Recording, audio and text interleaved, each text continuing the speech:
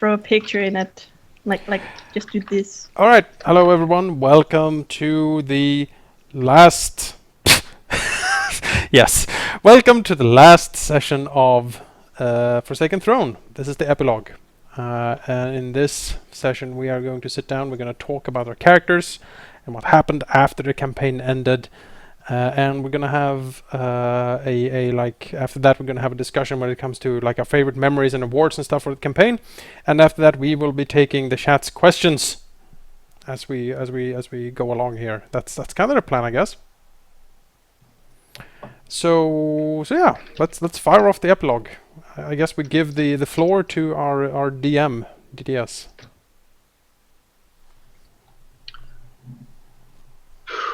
So. So as we are drawing to a close here, it is only fitting that, well, I have said in general what has happened to the world itself.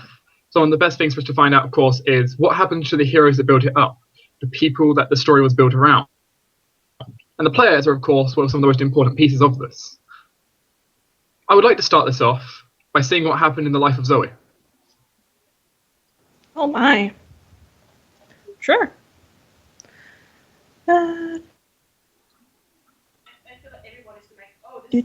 Oh, this is how I evolved. I want to do it too. Just tell us the story. Sure. Yeah, can we get a picture of the Imperial flag? Yeah, I can do that. Give me a minute. You can talk while I fetch it. Sure. So how do you want me to do this? Say, zoom in on picture, Just- blah, blah, blah. Just say what happens. I think you can lock us. I don't know how to do it, though. However you want. Up the top, there's like tool and like center on current view, or control F, I think. Can move up. Oh god, fire alarm. Whoa. Yeah, it works. I guess You we'll can have to put this on hold use then. Control F. So did something happen? Yep, we're not looking at Yep. sea. Yay. That's a Lentor during the summer, because it's so tough to find winter places. Are we not going to be nervous about dark and the fire alarm? Probably has to you like know, go out and I'll stand in probably be line. gone for a while, yeah. He'll be gone for a little bit. Well, I guess. I mean, Are we just going to do it without him?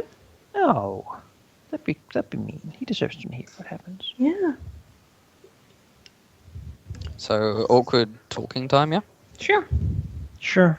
So, scrying pools. No, Scrying no, pools let's with me in not. them? Let's Like- not. Okay. So, what Aw. questions do you guys have for Dark? Like about this That's a good crazy one. thing we have been doing. You don't say.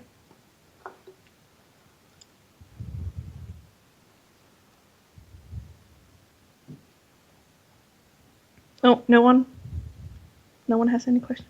It seems like there should be so many things about like how, why. Do you guys want to have a sing-along? No, I don't. What would you sing? A Whole New World from the Aladdin soundtrack? I don't think that's okay because of copyrights. Oh, that's right. YouTube. Oh, would darn. totally flag us. Goddamn copyrights. Arg. I can display to you the earth.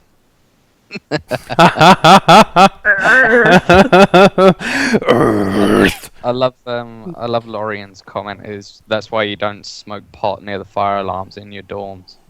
Mm-hmm. I hope that's not what he was doing. Hopefully not. No. Not DMing. I'm gonna be disappointed. This is actually really convenient because I went and got a snack that is salty, but I forgot to get a drink. Oh, What the hell's up with these suggestions for the most challenging battle? What? God, guys. challenging that. Have a look at What? that. What's wrong with the suggestion?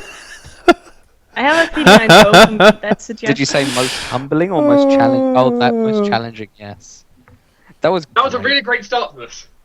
Yeah. So you gotta be okay. You have to stand out in a line in the rain until they're sure there's no fire, or Did everything No, blow up? There's no no, rain. No, Hang the, on, wait one more second, the please. the fire sensor has already realised. Wait, there's no. The fire sensor's already realised. Wait, there's no fire. Stop alarm. oh, okay. So you got like out of your dorm and it's like, Basically, we all got outside, and then suddenly, as soon as we stepped outside, the alarm just shut down. So That's- was it the guy who cut himself with the knife again? What? I don't know. I mean, I don't What? think it's anyone from our building. That sounds too graphic for me. Let's talk about fantasy stuff instead. Let's talk about Zoe's life. Yes. I like Imagine that. that's very violent. No, it's not. I hope not. Well, She doesn't fall. Became a pro wrestler. Oh yeah. didn't see that coming. She did the people's elbow and like Wait, Jake is not I'm here back. though. I'm back back now. Accidentally caused Stone the death. Cold Zoe Flores. Well, you did send me to Atlantor. It's true. Oh, A that'd lot be of great. suffering about to bring the pain. Wow! And then she jumps from the top rope. Yeah. Oh, that'd be great. Snap. That wouldn't Mhm. make sense though. She is the white angel. Well, Atlantor. Well, since it has been the privilege of Karun taking over Atlantor, Atlantor has quite changed. It is not such a cold place as everyone says, and you know, as they say, if you live a cold place, the people have a warm heart. Say that to the Russians. If we have Russian she's doing her viewers- epilogue. Shut the fuck up, okay? Sorry. Yeah. Well, when Zoe came back, some problems did occur. For example, Delandria. She were against her. What? Again? Apparently, Dark's fire alarm, maybe again. Okay. Well, Zoe made this very awesome temple up in the mountains. Where she could do her pilgrimage. I think that's how you say it. Where she taught the art of healing and tried to get back with the Delendria for killing those pixies. Sorry. Kind of humorous though. Where she spends most of her time when it comes to the art of healing. It's kind of like Skyrim. You can take this pilgrimage up here. It takes a lot of time. There are many steps to get up here, but the learning is worth it.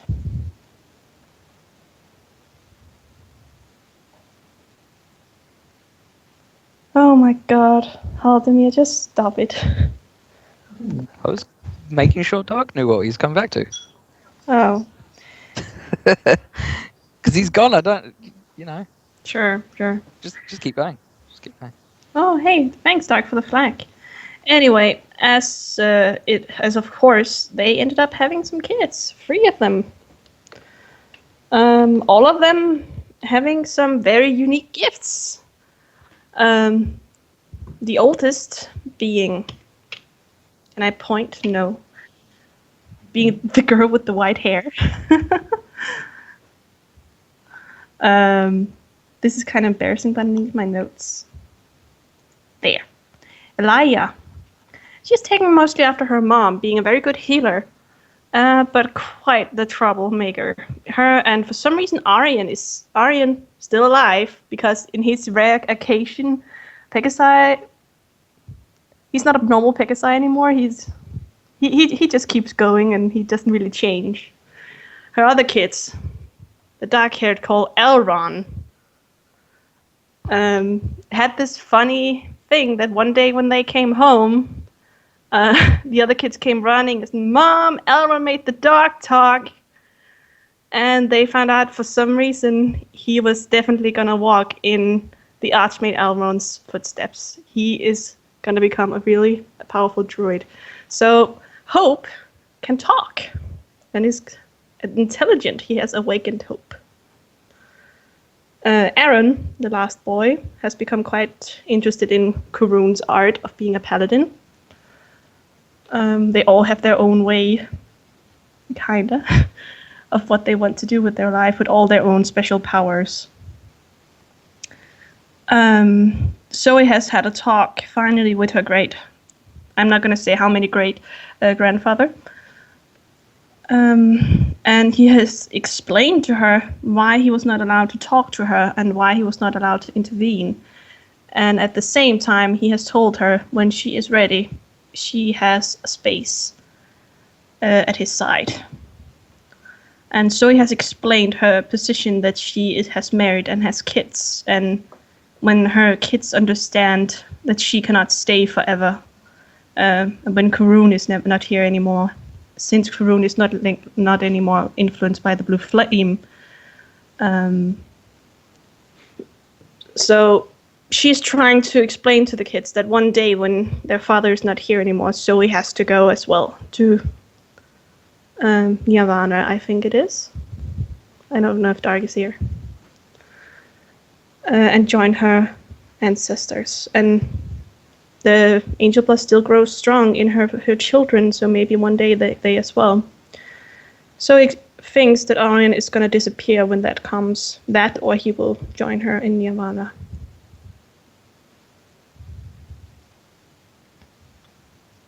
I do not think I have any more. And perhaps questions, if any of the players have questions about what happened in Zoe's life. Anything they want to know? Does Karun, the Duke of Lental, end up living in the mountain temple? No, that's mostly Zoe who spends time there. Karun is kind of busy. Zoe does her utmost to spend as much time with Karun as she can. But the pilgrimage was a necessity, and Karun understood that, since she was not as much as in favor as she used to be. Mm-hmm. And she felt it was a necessity to become friends again, or get past the whole I went against you. How does Zoe feel about leaving her children with the same burden that she was left with? Terrible, but she does have Karun's life, and he is a half-elf, so, and he does live long, and she is teaching them the whole thing about the celestial blood, and the temple is kind of a library as well. Instead of all the secrecy, they can go to the temple and find all the information that was hidden to her. So she's teaching them this story, telling them about it. Mm-hmm.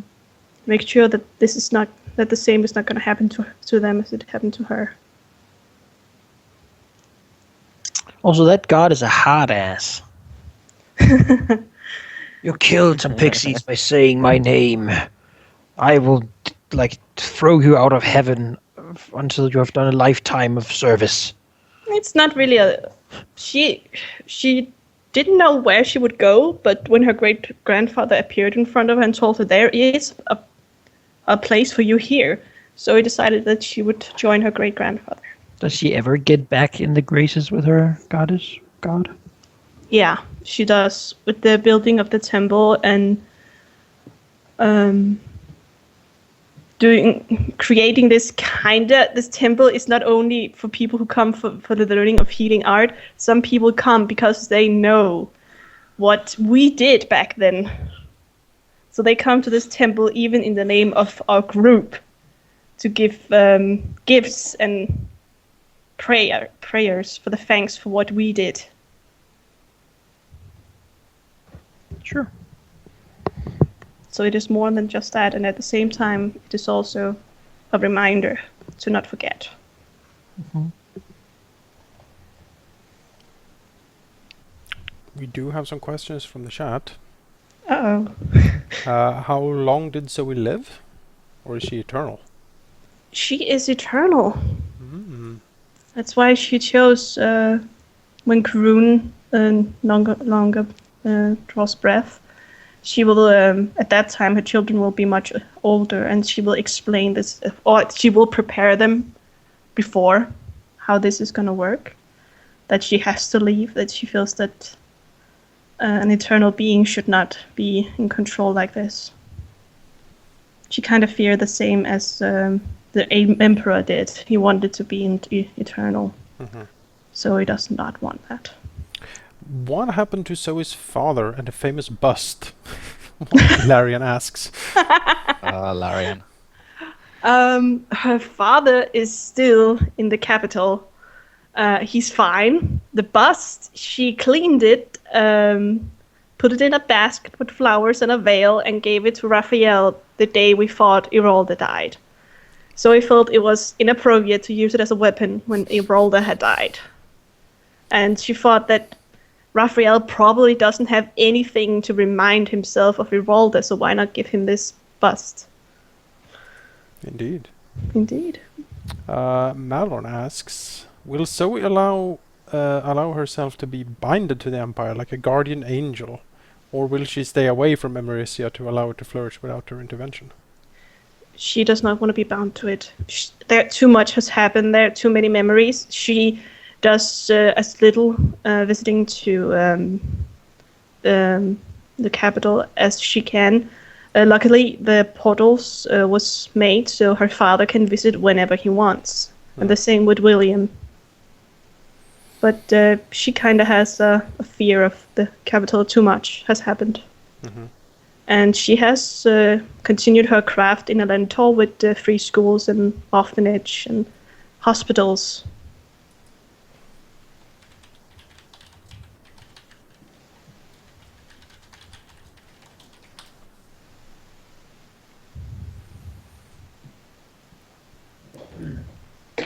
All right.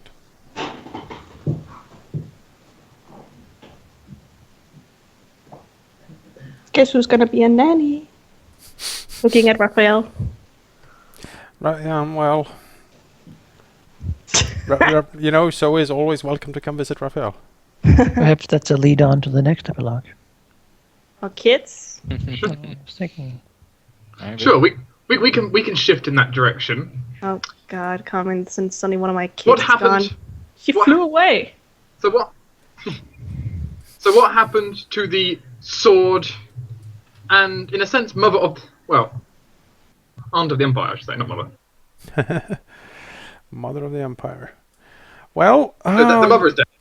That's right. That's right. Well, I'm gonna try to read that for you then. I am a bit under the weather, so if you hear me clear my throat and sniffle more than usual, bear with me for this. Okay, epilogue for Raphael. In the aftermath of the Great Invasion, Raphael and his blades worked tirelessly for many years, helping to establish the new government and ushering in a time of peace and prosperity for the Empire. He could be seen standing vigilantly at the young emperor's side, protecting and guiding him both in intrigue and in partying. The Blades, under his rule, became a proper institution of justice, acting as the Imperial Special Task Force for hunting down corruption and criminals that normal town guard had trouble with.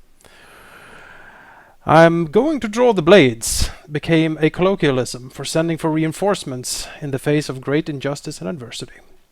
And they would readily come, fighting off the evil of society and throwing a great rambunctious party when it all was said and done.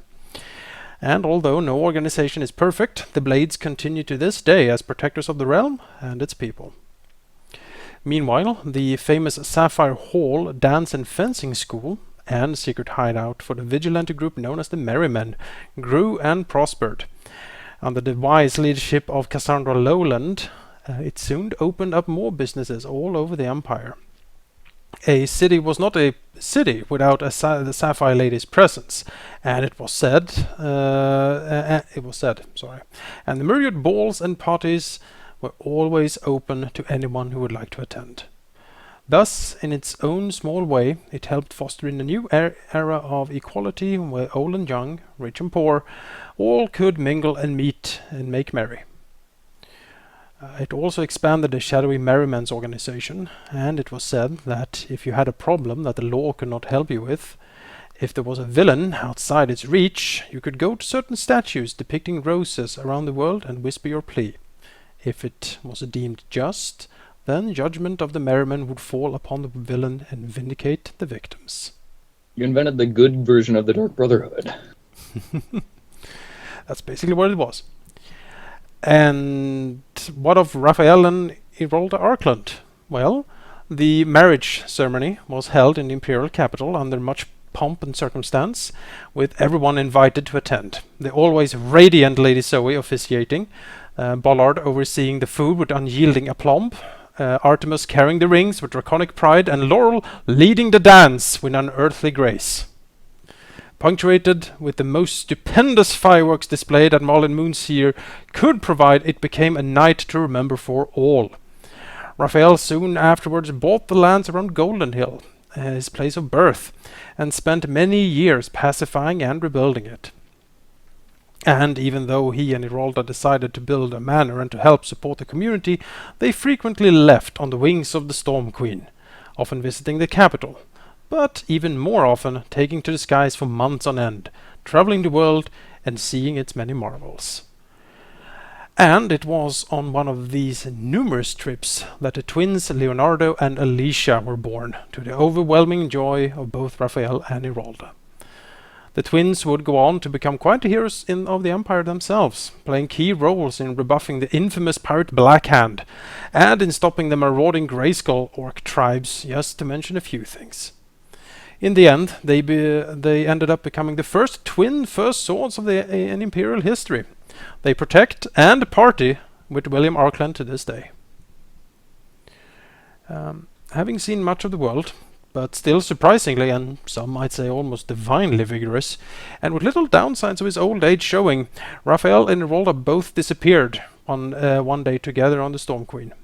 Nothing was heard from them until rumors of a fabulous battle in the Grand Palace of Selmont. It was said that some sort of sinister lady wearing a symbol of a silver crow had taken up residence in the city palace, and that her rule had become absolute to the point of oppression and tyranny, none daring to move against her. But that one stormy night, a great looming shadow had descended over the palace, and two figures had been seen diving down and in through the great hall windows. The following tumult was almost impossible to make sense of afterwards. Witnesses blabbering about almost supernatural speed and grace, chandeliers swinging and crashing, guards being flown out of windows, and somehow hearty laughter in the middle of it. In the end, no window or furniture were left intact, or without scorch marks, and the mysterious figures left as suddenly as they had arrived, leaving behind only a golden rose and a bag of sapphires to apparently pay for the damages. And so, Raphael and Irolda sailed out of imperial politics and into legend. Some claim to have seen a rakish gentleman frequenting the Lucky Badger, always choosing the smallest room near the toilets to sleep in.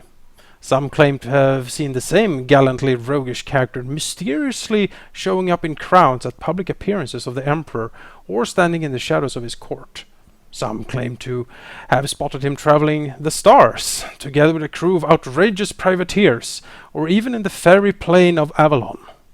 And yet some claim to have spotted him blackout drunk in a corner of a random bar.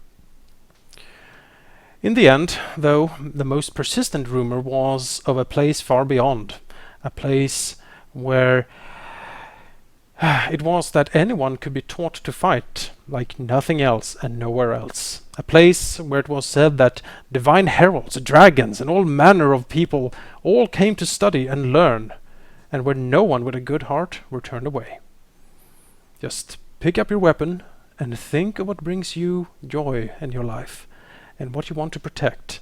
While doing so, walk through a garden of blue roses, carrying a bottle of wine, and you will suddenly see the garden stretch out before you.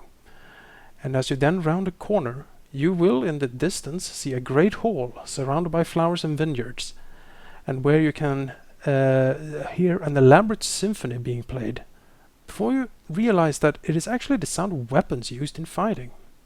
As you approach, the great doors will open, and a distinguished, rakish gentleman will greet you with a warm smile and say, "Welcome to the halls of 1,000 blades. Ah, so you want to become a hero? Good! We have been waiting for you." That's it. I like it. Made me think of when you meet the Daedric Prince of Debauchery in Skyrim. You say Raphael is a Daedric Prince? Of Debauchery, yes. No, it's just that he's just like, "Do you want a staff?" Like, what? Drink this beer. Sure. So yeah, that's Raphael. Questions? Did Raphael ever actually die? Like, does he just live on forever? Who can say? Who can say? Not everyone. You know, it is certainly true that the distinguished rakish gentleman was seen from time to time over a number of years that would like you would think if Raphael was just a normal human, he would have been dead by long by that point, but he still sort of showed up from time to time. Why only Raphael? What about Irolda? Well, you don't know. Raphael was the one people saw. He became a Daedric prince, didn't he? Who can say? Who can say? I bet I'm right. What was the win ratio with Irolda in duels? Larian asks. It's a good question. Ooh, that's a good one. question. I don't think either of them would want to admit it. Exactly. It's between husband and wife, and not to be discussed openly. And Raphael would give it that like smile he has on the top image there. Like, on the bright side, the two of you do amazing work when it comes to construction. oh yeah. Industry. Well, you know, Or reconstruction industry. we need to reconstruct all the things we destroy. So. Oh my god.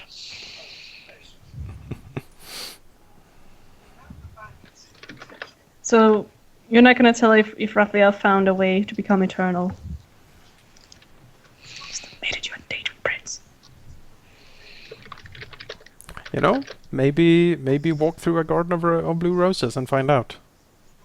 You know, maybe Zoe will. She has a lot of time. Maybe, maybe Artemis would. Who knows?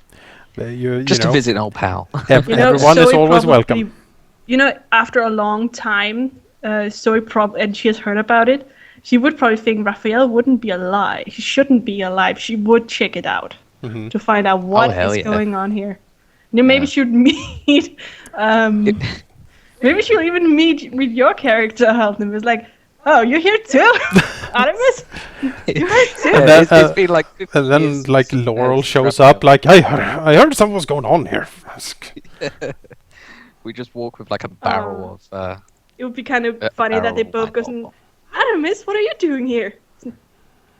Been long time to see though. 50 years. Probably. After kids. I like it. Did Raphael sort out his differences with the following people? Rith's spirit. Well, you know, I don't know. Dead. It's She completely. forgave him. Yeah. She did forgive him. Oh, that's nice. I can confirm that. She forgave him. The witch. In the end, Raphael kind of forgave the witch in a way. You know. Did she give him eternal life because she said she could give Karun eternal life? No, he did not So receive we- eternal life from the witch. Okay, good. So His, basically also told the witch, go away. His maybe celestial manner of divine training is something that he seemingly created himself. He created his Maybe, own immortality. Oh, kind of like a Maybe- monk. He achieved the perfect body and can never die. Maybe his Became art, maybe his sword fighting became so perfect that it gave him the power to found a small like slice of divine realm. That definitely would make Zoe go check it out. If she hears, if 50 years have gone and passed, and she suddenly hears, oh, apparently Raphael is around, she'd be like, what? Yeah, it's like Raphael man, should be that's- like 150 years old. Like, let's go check this shit out. Yeah. It's actually kind of cool, like the idea that one day Raphael is just like practicing his swordplay alone in the gardens, and he clears his mind and makes one strike, and suddenly like a rift appears ahead of him. Yeah, he just basically did that, and then he makes that like the absolute perfect sword thrust, and then he just finds himself in this like completely new place. Like, He's like, well, that was a surprise. Like looking around. what is his name? The guy who went out drinking and suddenly he was a god. Caden Kylene. Caden Okay, Kelly. yeah. Yeah, it's a Malon. similar thing here.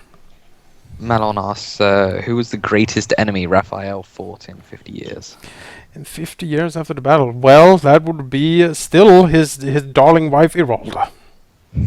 Oh, And did Raphael and Bollard keep their bromance going? Oh, definitely. Raphael is totally open for bromance with Bollard. Definitely. Yeah, no, he basically became an imperial lord of swordsmanship and martial arts in a way. That's pretty cool. The chaotic good Imperial Lord of sword play and battle. What I want to know is, you know how you said that when you're running around in your space bar, you were spotted. Who spots that? Exactly. Who spots that? Like, oh yeah, I was just exploring the astral plane the other day. But that's the Zoe would rumor, you spot know. it. And Emerisia is a, if nothing, a very cosmopolitan empire, especially after the war and all the reforms and stuff. We had there were trade gates and stuff all over the place. Pacifica. Yeah. I remember. That has a lot of connections. It's in my story slightly. Oh, then you should go before me. Yeah. Oh well, should I? Yeah. I guess you should. Okay. Yeah. Well, I guess I will do that then, unless there are more questions for Jonas. Let's see here. Manon asked what about the pirate lady, but I'm not entirely sure what he means. Isadora. Isadora. Isadora, yes, she was Raphael's master, his fencing master, and she was indeed a mythical pirate queen, of simply amazing skill. She was one of the few individuals that Raphael didn't defeat in the campaign span.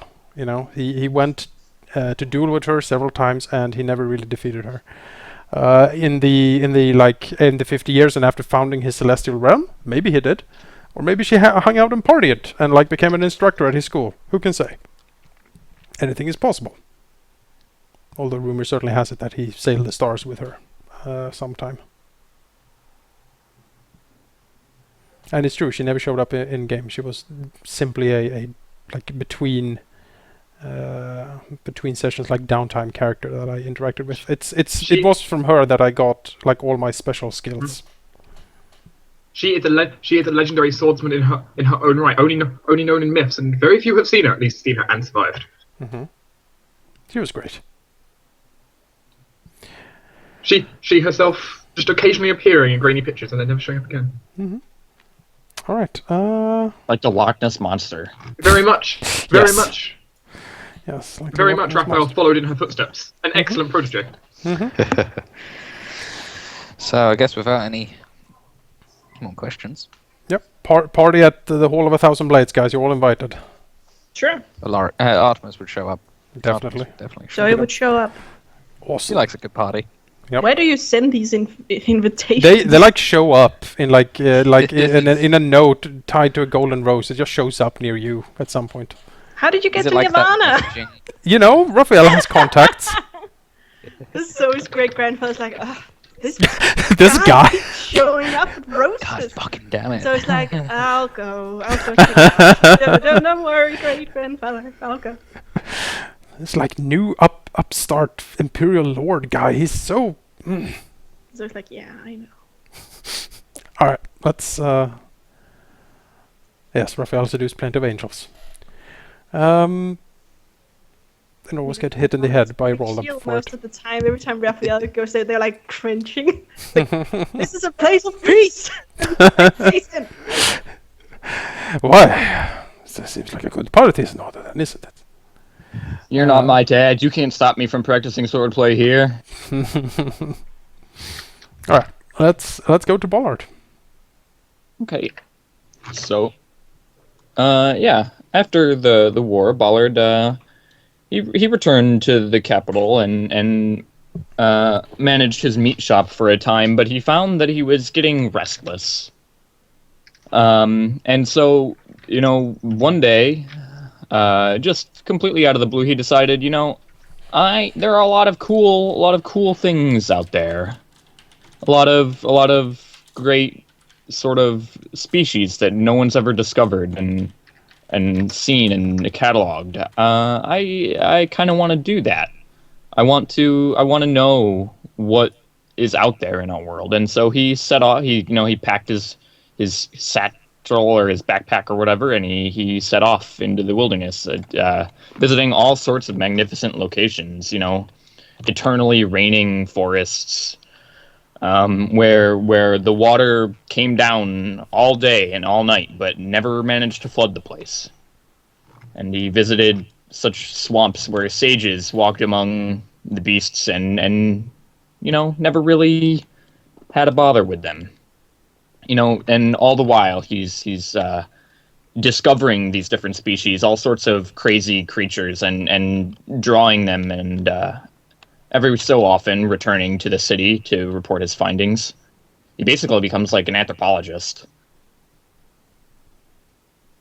And he visits deserts where all sorts of crazy rock formations exist. He finds tons of lizards and reptiles and other, like desert, like burrowing creatures here. Beautiful mountain valleys with rivers flowing between, and such things. And then finally, one day after he's however many years later, it takes him a long time to visit all these places, like probably like 100 years or something. He lives longer than a normal man due to his evolutionary circumstances.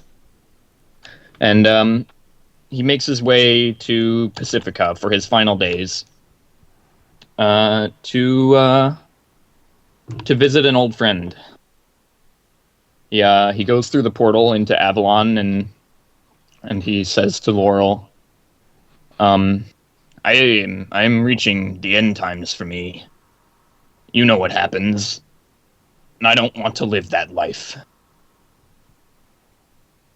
I need your help. And basically, he details that, see, Laurel already knows, but for the benefit of the stream and you guys, I'll still detail what happens. As a result of how Ballard has made decisions and went on with his life during his early years, 1 month after he dies, he will resurrect as a Froghemoth. And he's really not into the idea of that. He prefers his humanity, what little there is left after all these years. And so he wants Laurel to kill him again after he revives, so that he can finally rest easy and not have to worry about it anymore. And yeah.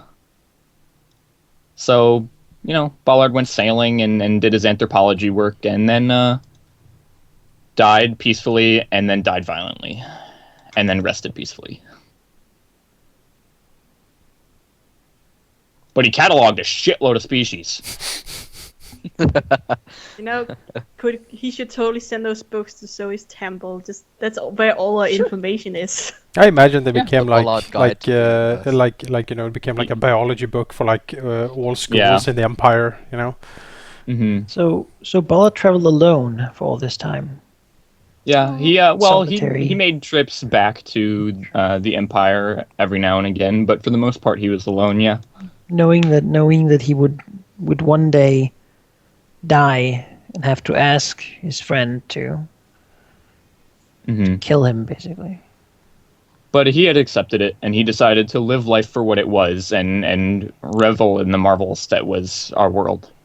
Mm-hmm. Discovering what there was to be discovered. Oh.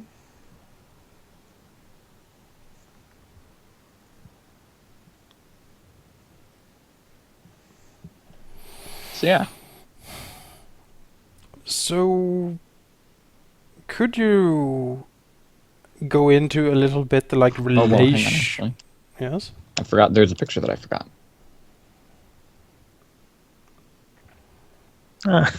Is that what he would turn into? Yeah. I really didn't know what it was he would turn into. Get your curse of resurrection to become a frog. So tell us a little bit about how you came about doing those choices, and to whom you what exactly was it that turned him into that? Well, when Laurel and Ballard went into the Black Vault, at the very end, we encountered a portal to the realm beyond realms, and had a little chat with Azathoth. The land beyond the stars itself, the eternal void guarded by death. In there, our basically, it was discovered that we were like sleeper seeds of the aberrant in us. Which Laurel's story will feature quite heavily, actually. What is that, and who is that? Azathoth is like a friend of Cthulhu, Oh. Yeah, he's another elder god. another elder god. And so you talk to him, and he. Well, we Well, it tried, was and then he made very me go one-sided. insane. You know how we went on a mentioned before vacation. that I had gone like literally insane. Yeah. That was as a result of just trying to comprehend him. For me, Laura was I thought smart that was enough. going into the black vault. Like, The thing that disappeared. yeah, I thought that was the thing that made Bollard go completely Well, insane. Yeah. yeah, that we was went it. into the Black Vault, and then at the end of the Black Vault, we talked to Azathoth, and then Azathoth made me That's what insane. drove him insane in the vault. Right. And that turned you Gotcha. into a Froggermoth? Yeah, it was discovered that we were like sleeper aberrants, and my bloodline is like a kind of a frogomothy bloodline. That's why I can like jump and be all rubbery. Initially you wouldn't have. But that was the gift, quote unquote, bestowed upon you for completing the trials. Mm-hmm. That's. But Bollard was not aware of whether or not he would be like in his own control once he revived or once he resurrected, and he didn't want to be that kind of monster, regardless of whether he was in control or not. He never asked for it. He never asked even to be born with an aberrant bloodline, but he made use of the gifts that he had without taking it too far. And being a frogmyth was taking it too far for him. Oh, bothered. A solitary life and then a double death. Yeah.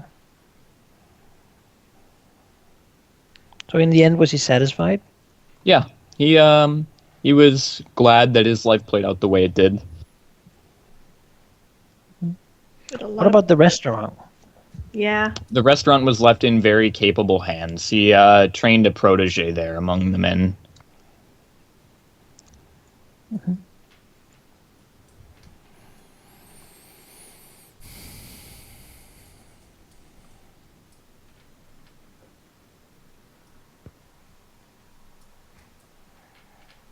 Did you ever have the family of Bollard like mapped out?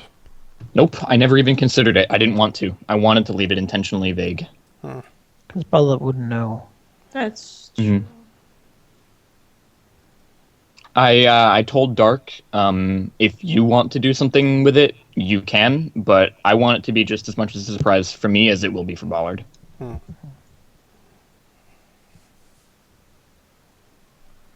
A lone traveler. Yep, the lone wanderer. So did he make food of the animals you found? Probably most of them. Presumably. It's the only biology book that has the like also food Like advice. also the flavor. Yeah, As a recipe. If you find one of recipe. these rare gola snakes, you should try to grill it with some garlic. Or don't, because if you do it Remove- wrong, you will die most horribly. Yeah, remove the liver first, or you will die in existential pain. But it will be freaking tasty. Oh, it's so good. As a little thing, you're correct, Jake, that your mother would have been human. That was the thing. Your father, it was technically possible to reach. He was in the campaign somewhere. You guys never ran across the location they were in. Oh. It's that damn bell tower. He was in the bell tower. Damn it! Damn No, it! it was. Ballard, where are your It was not the bell parents? tower. What? To be more precise, actually, back when after all of you resurrected, Yeah.